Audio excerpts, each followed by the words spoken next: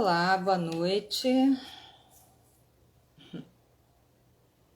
Vamos aguardar um pouquinho, tá? Para ver se entra mais alguém. Já vou começar.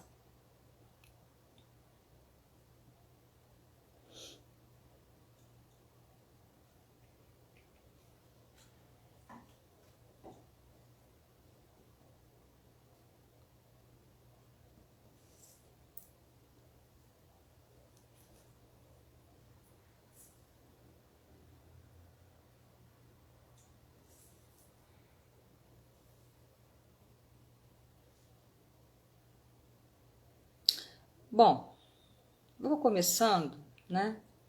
Aqui for chegando, a gente vai vendo. Hoje eu propus, né, na verdade, um bate-papo, né, sobre, vamos dizer assim, disforia de gênero, que é o que se chama, né? O que seria essa questão de gênero, né? Que é uma coisa meio nova, assim, para muita gente, um assunto muito complicado, muito delicado, né? Muitas pessoas confundem, muitas pessoas veem a situação como uma escolha do indivíduo e absolutamente não é uma escolha. Ninguém tem culpa, não é escolha. Então é complicado.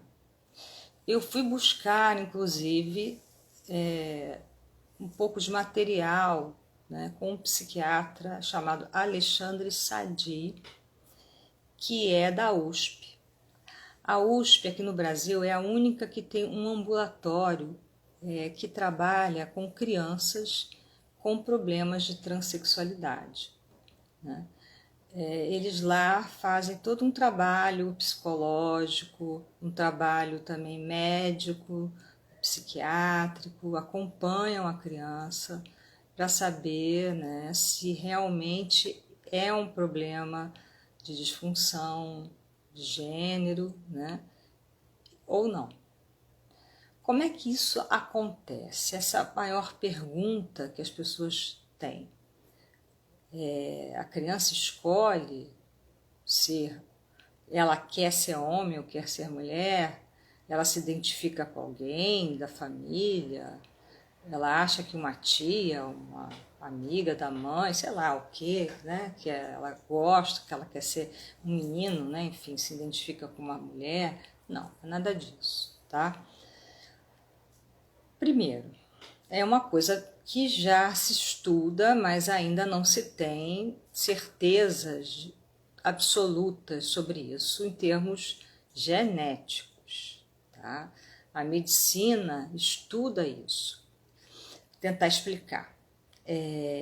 Existe, né, quando a mãe está grávida, ainda o bebê no útero, um descompasso entre o cérebro e o sexo da criança. Na 10ª semana, né, se forma a genitália da criança. Essa genitália, né, pode ser, lógico, feminina ou masculina, né? Isso ninguém tem dúvida, vê lá quando faz a ultrassonografia, beleza. Mas na 20ª semana é que esse cérebro vai se formando e vai formando também hormônios que vão interferir se esse cérebro se direciona para o sexo masculino ou para o sexo feminino. Aí é que a complicação, porque apesar da criança ter uma genitália feminina, por exemplo, o cérebro pode se formar com tendências a uma formação masculina e vice-versa, né? A criança ter uma genitália masculina e ter uma formação no cérebro feminina. E aí a criança já vem com isso vem com ela nasce com isso. Ainda está se estudando sobre isso, mas o assunto é muito ainda pesquisado. É uma coisa que nós temos que levar muito a sério, porque é muito claro, né, através dessas pesquisas que ainda estão sendo feitas, que são coisas que acontecem ainda dentro da barriga da mãe. Então não é ser vergonhice, não é culpa de ninguém, não é culpa de pai, não é culpa de mãe, não é culpa de ninguém. Não existe diabo, não existe demônio, enfim, não existe sem vergonhice como muitas pessoas querem colocar. E isso é muito complicado porque é uma visão preconceituosa e é uma coisa muito séria, né? Porque isso causa muitos traumas nas pessoas que sofrem muito com esse problema, né? Você começa a perceber mudanças na criança desde a primeira infância. Lá pelos 3, 4 anos de idade, a criança já apresenta comportamentos que você começa a perceber, ela fala mesmo, a criança é muito sincera, que ela não se identifica como menino ou como menina. A criança começa a querer vestir roupas ou de menino ou de menina, do sexo oposto, né? Ela começa a querer, às vezes, usar um nome de menino ou de menina, dependendo, né? As brincadeiras também tendem a ser brincadeiras, vamos supor, um menino gostar mais de brincar de boneca.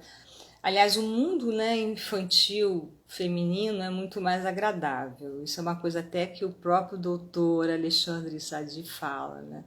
Que as brincadeiras, as bonecas, o mundo infantil, ele fala dos atendimentos com meninos que queriam ser meninas, que ele não conhecia muito esse mundo das bonecas, e ele começou a conhecer e ele falou, nossa, é um mundo muito assim, colorido, muito brilhante. E quando você coloca uma foto da criança, por exemplo, vestida, um menino vestido de menino, e ele vestido, sei lá, com uma roupa de baile, né, de criança, de menina, eles claramente dizem, esse aqui sou eu, né, a da roupa de menina. Aí a pergunta, tipo, e esse aqui que tá com roupa de menino? Aí ele fala assim, esse aí não sou eu vestido de menino, mas eu não sou menino, né?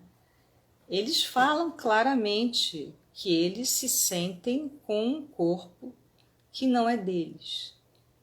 O espelho é o maior inimigo dessas pessoas. É um sofrimento muito grande. É como se eles estivessem presos dentro de um corpo que não lhes pertence. Eu já atendi adultos com esse problema, quer dizer, problema não é esse o problema é o que a pessoa sofre com isso, né? Eu acho que nós temos o direito de escolher e ser quem nós quisermos, mas aí não é nem escolha, é um aprisionamento, né? Porque a pessoa, na realidade, ela se sente presa ali, ela precisa ser uma mulher, vamos supor, um homem que olha para o seu corpo e não se identifica com o corpo masculino, ele tem necessidade de fazer mudanças mesmo. Ele precisa viver dentro de um corpo que realmente ele olhe e ele se identifique. É uma questão de identidade, não é uma questão sexual. Isso é muito importante frisar. O problema não é uma questão de sexualidade, é uma questão de identidade, né? A pessoa não se identifica de forma alguma com aquele corpo, com aquele gênero, né? O gênero masculino ou feminino, porque a sexualidade é uma outra história. Eu vou daqui a pouquinho deixar isso claro. Então, o que acontece? A pessoa geralmente vai buscar, né, um tratamento quando ela está na época do puerpério. O correto seria isso. Se ela tem uma boa orientação, seria interromper esse puerpério até um determinado ponto para se ter certeza que vai ter um tratamento com hormônios ou não. Se aquela questão é uma questão realmente de identidade, de gênero, né? Os médicos aí sim vão providenciar numa idade que realmente possa começar o tratamento hormonal aos poucos, é um tratamento muito bem controlado, a fazer o tratamento. Aí depois desse tratamento, que vai mudar muita coisa, vai mudar a voz, no caso dos meninos, por exemplo, vai interromper o nascimento de pelos, muitas coisas, né, deixam de, vamos dizer assim, se desenvolver muito, os seios nas meninas também, apesar de que algumas meninas ainda, né, desenvolvem um pouco, mas até chegam ao ponto de retirar os seios quando estão mais velhas. Pode parecer um pouco assustador, né? Eu acho que para todo mundo que nunca lidou com isso, dá um pouco de frio na barriga, né? Porque não se falava sobre isso há anos atrás. Na época dos nossos avós, das nossas mães, provavelmente esses assuntos eram enfiados dentro do armário e as pessoas sofriam muito mais, porque elas tinham que andar por obrigação, porque os pais não aceitavam, não entendiam, não tinha como entender isso direito. Elas tinham que se vestir como mulheres quando elas eram, né, vamos dizer assim, tinham a genitália feminina, né, como mulheres, e os homens a mesma coisa, como homens, mas se sentir, vamos dizer assim, ali sim, eu acho que se sentir uma fantasia, né, se sentir uma coisa irreal, é você se olhar no espelho e não se identificar. Imagina a situação, né, como deve ser uma coisa dolorosa e pode inclusive levar uma pessoa ao suicídio, porque é insuportável, né? É insuportável. Leva muitos jovens, inclusive, a tentarem se suicidar, a usarem drogas para suportar a dor quando a família não quer que faça tratamento. É uma coisa que nós temos que tomar muita atenção. A depressão também é um sintoma que aparece muito nisso, né? Eu sei que para os pais é muito difícil. Imagina, né? O que os pais fazem quando uma criança, no útero da mãe ainda, né? Quando você faz uma ultrassonografia, você descobre que teu filho, por exemplo, é homem. E o papai, nossa, queria um homem, que do time dele, ele manda fazer uma plaquinha, bota na porta da maternidade. Toda uma expectativa em cima daquele filho, de uma série de coisas, mas vejam bem, um filho, ele não vem ao mundo para ser o que nós queremos que ele seja. É uma pessoa, é um ser. É muito difícil entender, né, para os pais que isso a gente tem que aprender, né? Aprender que os filhos são pessoas, são seres que não vão corresponder necessariamente às nossas fantasias, aos nossos desejos. Aliás, eles nem estão aqui para isso. Mesmo que sejam homens e mulheres heterossexuais e não tenham problema de gênero, as expectativas que nós colocamos são totalmente absurdas às vezes, né? Então é uma coisa muito... A gente tem que repensar tudo isso, né? É muito difícil. Mas vamos voltar ao assunto. Então, imagine de novo a situação. Imagine a situação dos pais tendo que entender, né, uma criança começar a pedir vestimentas do outro sexo.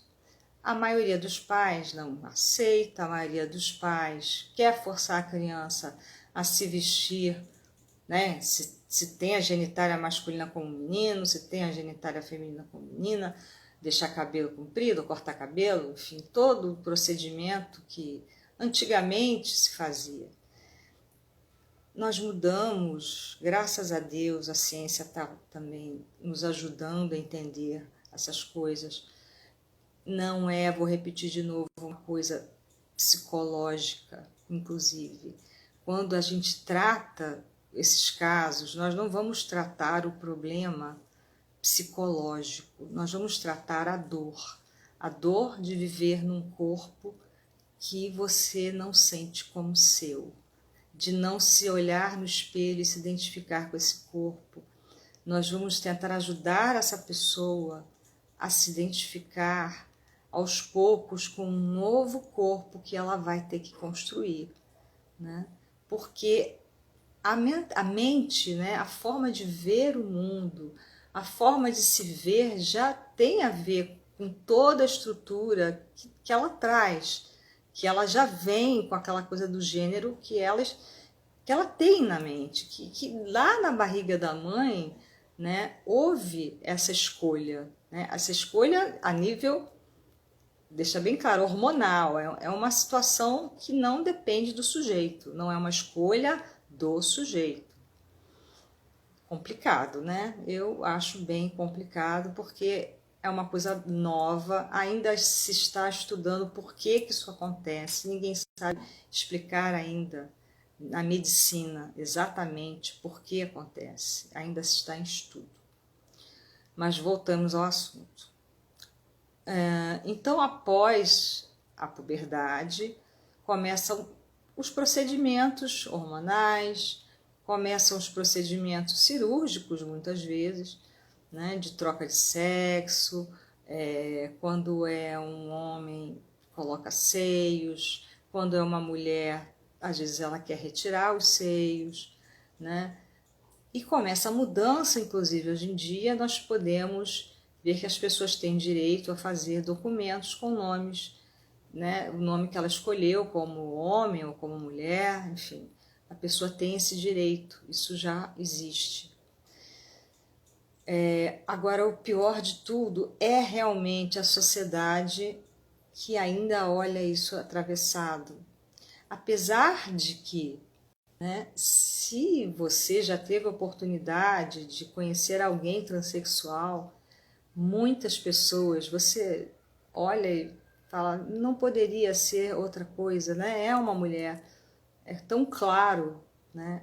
O jeito, às vezes até mesmo a expressão, a forma de se comunicar, a aparência, né? Eu já tive pacientes transexuais que você jamais saberia que um dia foram um homem, né?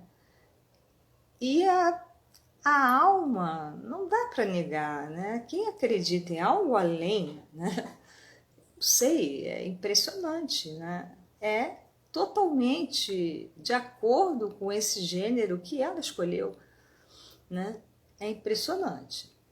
A gente poderia até divagar sobre isso, quem acredita em algo além, né, da medicina, da psicologia, né? Viajando um pouquinho pela espiritualidade, talvez exista algum componente aí, né? Que a gente, não sei, eu trabalho com vidas passadas.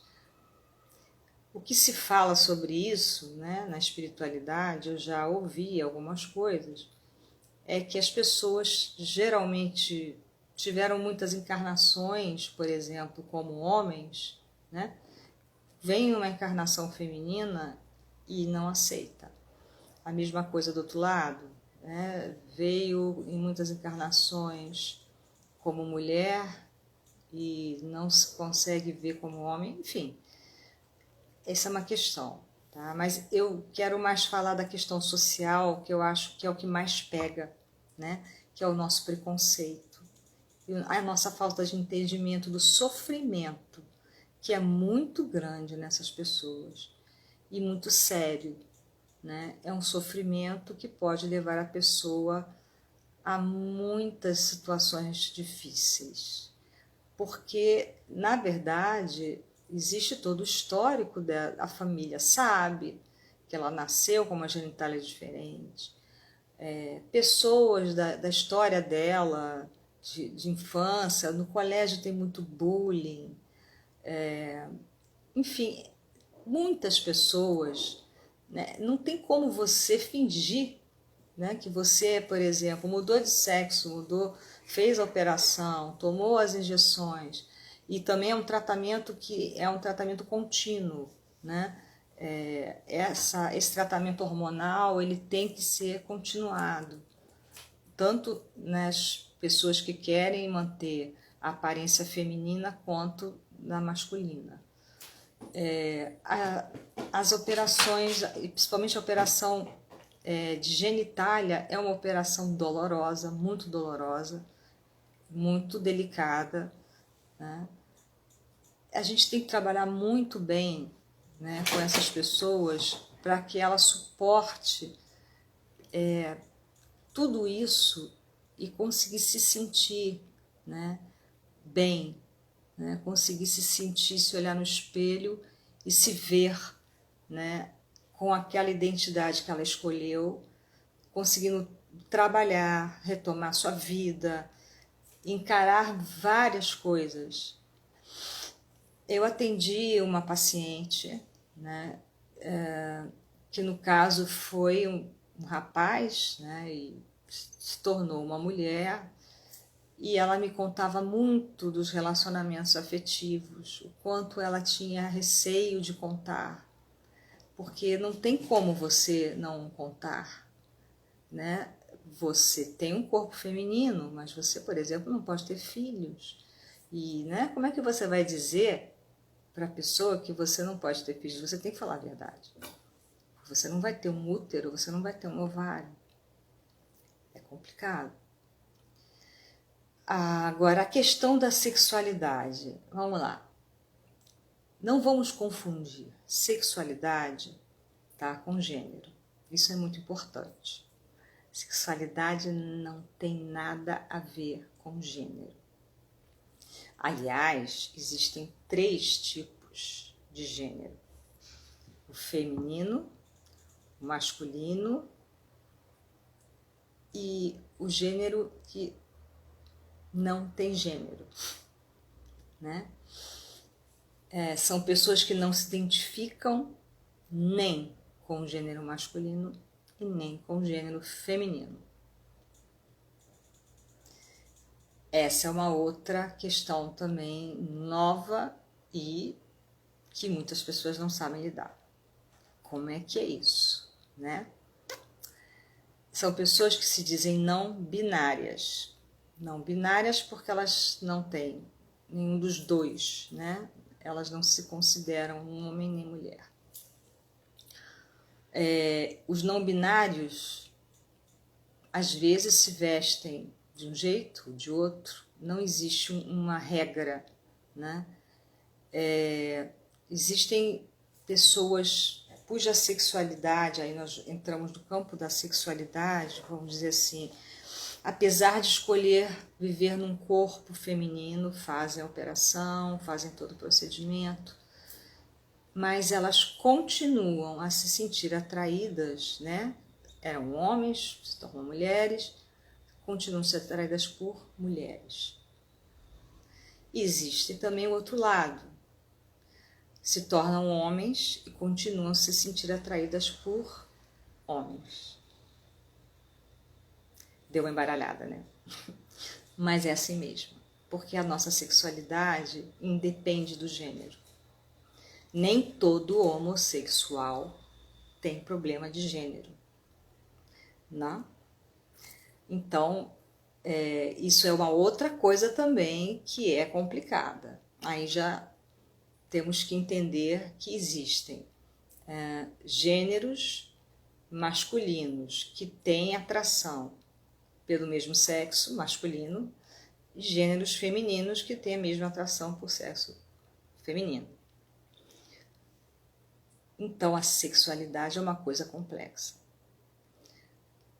E nós temos que, hoje em dia, olhar para o mundo com um olhar muito novo, né? Eu acho que, para quem não vamos dizer assim, não é jovem, os jovens já estão tratando dessas questões de uma forma melhor. Entre eles mesmos já existe mais conversa. Agora, eu acho que para as pessoas mais velhas dá um nó na cabeça. E é muito recente. Essa coisa ficou assim muito clara de um pouco tempo para cá, né? Antigamente a gente falava muito de problemas de homossexualidade, etc, etc. Né? É sapatão, é bicha, uma coisa horrorosa, que eu acho isso aí preconceito, não é por aí. Lógico que não. Aliás, quando a gente trata uma pessoa que tem uma escolha não, não é essa a palavra, que seja, enfim, homossexual, né? O tratamento não é para mudar a homossexualidade. A homossexualidade está ali, vai estar ali, e não é o problema da pessoa. Geralmente o problema é um outro qualquer. É uma neurose, é alguma outra coisa que não tem nada a ver, né? Porque o que você tem prazer no sexo nada tem a ver com doença. Isso é uma coisa que as pessoas têm que tirar da cabeça. A sexualidade é uma coisa que tem a ver com prazer. Se o seu prazer está num lugar ou no outro, isso não é doença. É delicado falar sobre isso, né? As pessoas têm a ideia de que aprendeu com alguém, é ser vergonhice, teve um trauma, enfim, querem explicar de alguma forma por que aquela pessoa, né, tem uma preferência, vamos falar assim, né, por homens ou por mulheres, mas não tem problema, isso não existe. Né? Assim como o heterossexual é o heterossexual. Por que é heterossexual? Porque é. Não existe doença nisso. Há milênios atrás, aí, né? Eu prefiro falar milênios, porque eu gostaria muito que fosse milênios. As pessoas achavam que era doença, mas não é. Não vou enganar ninguém, né? Não existe tratamento, não existe cura gay, como andou se falando por aí. Isso não existe, porque isso não é doença, né? O que a pessoa traz para o consultório são os problemas particulares dela e pronto, né? E nós tratamos o que ela quer tratar, o que ela precisa tratar. Às vezes é trabalho, às vezes são relações amorosas. Eu acho que vocês já devem ter ouvido falar também de pessoas que gostam de se vestir como homens ou como mulheres, mas não são, veja bem, não são necessariamente homossexuais e não são também pessoas que querem mudar de gênero. São os dressers. Tem uma pausa, né? Porque a internet aqui está piscando. Então, voltando, eu não vou entrar nesses detalhes porque é muita informação para uma live só, tá? Então eu quero me ater apenas à questão de gênero, porque muitos pais não entendem. E desde criança a gente tem que começar a olhar para essas crianças de uma forma diferente, de uma forma muito carinhosa e preocupada não com a questão do gênero que ela está escolhendo, mas com a felicidade dela. Porque esse serzinho, ele pode se tornar uma pessoa feliz se você aceitar, se você acolher, se você ajudar desde pequeno a tratar isso. A tratar, que eu digo, é o seguinte, né? A deixar que ele se mostre o que ele quer ser, a levar a um médico, fazer o tratamento na puberdade, e acompanhando, lógico, tem que ter um acompanhamento psicológico para não haver dúvidas que exista algum outro tipo de distúrbio, mas geralmente não tem não. E depois fazer o tratamento hormonal e provavelmente vai fazer uma escolha por operar. Nem todas as mulheres que escolhem o gênero masculino fazem uma operação na genitália, porque é uma operação ainda meio complicada, mas já existe, né? A gente sabe que existe. Mas eu acho que o caminho melhor para lidar com essa situação é ter muito amor, muito carinho pelos seus filhos, aceitar o que está acontecendo, tentar você se tratar se preciso. Acho que os pais talvez precisem de um bom apoio psicológico para poder entender, ter esse esclarecimento todo, né, de que não é doença, não é escolha, enfim, que é uma coisa que acontece, né, e que ainda a medicina está tentando entender, que é dentro da barriga da mãe ainda, quer dizer, o bebê já vem com esse histórico. Então não tem como você culpar nada nem ninguém, né? E se você ama o seu filho, você quer ver ele feliz. Aliás, eu acho que isso, né, em qualquer coisa da vida de um filho, qualquer coisa, eu digo assim, seja no sentido da sexualidade, ou seja no sentido de uma escolha de profissão, qualquer coisa que seja, né? A gente tem que respeitar a escolha, o desejo, que aquele ser que você gerou, que é um ser independente de você, veja bem, ele não vai fazer o teu desejo. Ele não está aqui no mundo para fazer o que você estava afim de fazer. Ele vai ser independente de você. Então, ele vai ser feliz se você entender isso, né? Tem que ter muito respeito pelo próximo. A gente tem que aprender a respeitar o próximo. É muito difícil, né? Respeitar um outro ser, né? Porque a gente planta fantasias absurdas nos outros. A gente planta fantasias em filhos, a gente planta fantasias em amigos, família, etc. E a gente sofre mais por conta disso, né? E se desilude, porque a gente cria ilusão. A ilusão é nossa, não é da pessoa, né?